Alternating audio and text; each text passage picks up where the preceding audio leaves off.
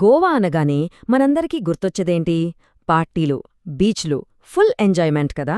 కానీ ఈ సంతోషం వెనకాలే ఒక పెద్ద విషాదం దాగి ఉంది. నార్త్ గోవాలోని అర్పోరాలో ఒక నైట్ క్లబ్లో జరిగిన అగ్నిప్రమాదం, అది మన సిస్టంలో ఉన్న లోపాల్ని, నిర్లక్ష్యాన్ని కళ్లకు కట్టినట్టు చూపించింది. అసలు ఏమైందక్కడ? ఆ వివరాల్లోకి వెళ్దాం పదండి. ఈ ఒక్క ప్రమాదంలో అక్షరాల 25 మంది ప్రాణాలు కోల్పోయారు. చూడండి, 25 అనేది కేవలం ఒక నంబర్ కాదు, అదే 25 కుటుంబాల జీవితాల్లో తీరని శోకం. సంతోషం కోసం వెళ్లినవాళ్లు ప్రాణం లేకుండా తిరిగిరావడమంటే ఆ కుటుంబాల బాధను మనం ఊహించలేం కూడా. సరదాగా గడపడానికి వెళ్లినవాళ్లు అలా అయిపోవడం కంటే దారుణం ఇంకేముంటుంది చెప్పండి.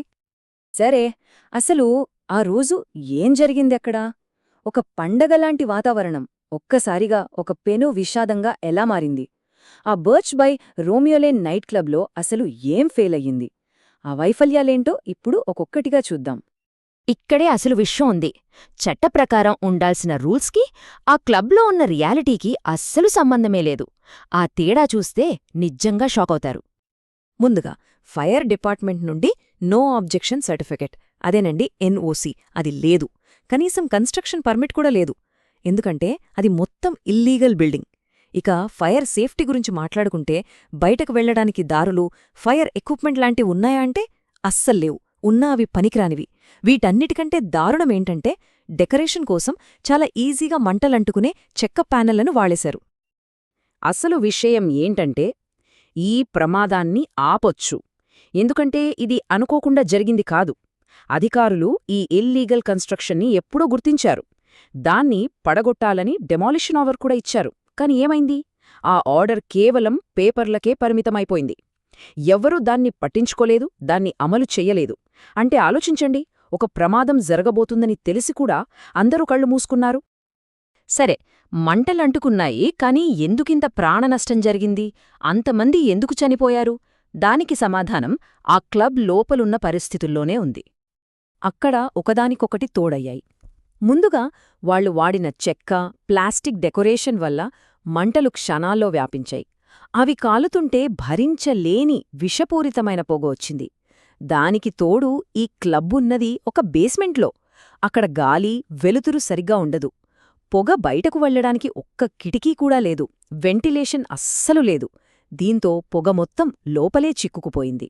అందుకే చూడండి, చాలామంది బాధితులు మంటల వల్ల కాలిపోయి చనిపోలేదు, ఆ విషపు పొగ పీల్చి ఊపిరాడక చనిపోయారు. ఇది కేవలం ఆ ఒక్క నైట్ క్లబ్ కథ కాదు. ఇక్కడ నుంచి కొంచెం పెద్ద చిత్రాన్ని చూద్దాం.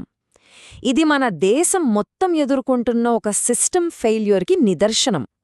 ఇది ఒక ఐసోలేటెడ్ ఇన్సిడెంటా, లేక ఇలాంటివి పదే పదే జరుగుతున్నాయా? చెప్పాలంటే ఇది అనుకోకుండా జరిగిన ఒకే ఒక విషాదం అస్సలు కాదు.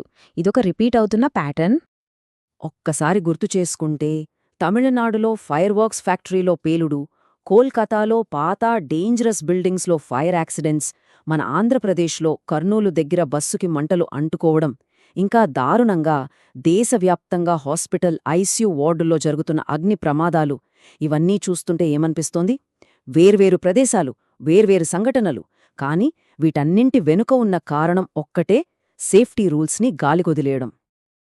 అసలు ఈ సిస్టమ్ ఎందుకు ఫెయిల్ అవుతోంది? ముఖ్యంగా 4 కారణాలున్నాయి.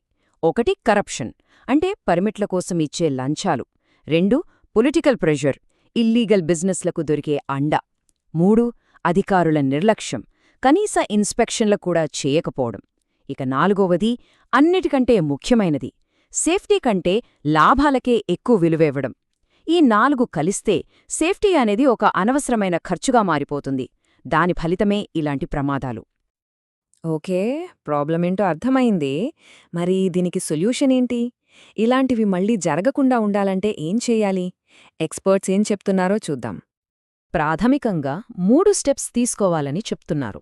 మొదటిది, ట్రాన్స్పరెంట్గా సేఫ్టీ ఆడిట్స్ జరగాలి. రెండోది, లోకల్ బాడీస్కి, అంటే స్థానిక సంస్థలకు ఎక్కువ అధికారాలు ఇవ్వాలి. ఇక మూడోది, స్టాఫ్కి కంపల్సరీగా ట్రైనింగ్ ఇవ్వాలి.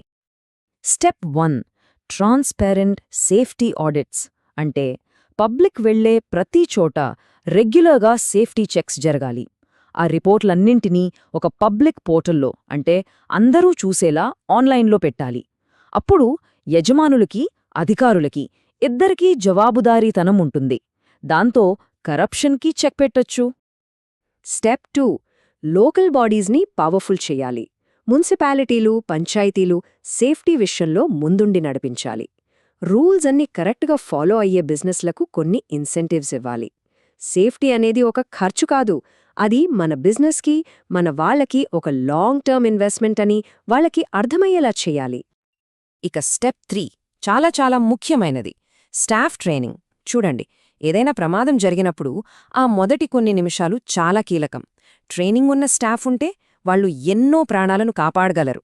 ఫైర్ ఎక్స్టింగ్విషర్ ఎలా వాడాలి, ఎమర్జెన్సీలో జనాన్ని కంట్రోల్ చేసి ఎలా బయటకు పంపించాలి, ఇలాంటి విషయాలపై రెగ్యులర్గా డ్రిల్స్ నిర్వహిస్తూ వాళ్లకు ట్రైనింగ్ ఇవ్వాలి. సో ఇదంతా చూశాక మనకు అర్థం కావాల్సిన విషయమేంటి? నిర్లక్ష్యంగా ఉంటే మనం ఎంత పెద్ద మూల్యం చెల్లించుకోవాల్సి వస్తుందో ఇప్పుడు చూద్దాం. ఒక్క విషయం మాత్రం మనం స్పష్టంగా గుర్తుపెట్టుకోవాలి. ఇది ఒక యాక్సిడెంట్ కాదు, ఇది బాధ్యతారాహిత్యం. దీన్ని ఆపడానికి అవకాశం ఉన్నా మానవ తప్పిదాలు, సిస్టమ్ ఫెయిల్యూర్ వల్ల దాన్ని మనం ఆపలేకపోయాం. బాధితులకు నిజమైన న్యాయం జరగడమంటే కేవలం దోషుల్ని శిక్షించడం మాత్రమే కాదు. అసలైన న్యాయమంటే ఇలాంటిది ఇంకొకసారి ఇంకెక్కడా జరగకుండా సిస్టంలో మార్పులు తీసుకురావడం. అప్పుడే మనం ఆ ప్రాణాలకు నిజమైన నివాళి ఇచ్చినట్టు.